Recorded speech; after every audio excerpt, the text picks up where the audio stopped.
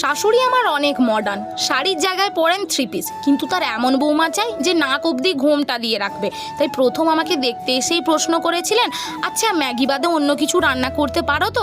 তখনই ভেবে নিয়েছিলাম শাশুড়ি বানাবো তো এনাকেই, আর প্রথম রাতে ম্যাগি রান্না করে খাওয়াবো। পোশাক আশাক দিয়ে যদি মানুষ মাপেন, হ্যাঁ তাহলে আমি গ্রামের ওই গেঁয়ো মেটাই, কারণ আমি শর্ট ড্রেসের থেকে বেশি কুর্তি পরতেই স্বাচ্ছন্দ্য বোধ করি। বিয়ের 2 দিন পেরোতে না পেরোতেই আমি ফ্রিজ ঘেটে ঘুটে কয়েকটা সবজি বের করলাম। ম্যাগি তো পাওয়া গেল না, তাই ইউপি দিয়ে কাজ চালালাম। একদম সাজিয়ে গুছিয়ে তৈরি করে ফেললাম রামিয়ান স্টাইল নুডলস। শাশুড়ি মার সামনে গিয়ে ধরতেই তো তিনি বিছানায় চিৎকার করে বললেন, বৌমা তুমি র্যামিয়ান বানিয়েছো?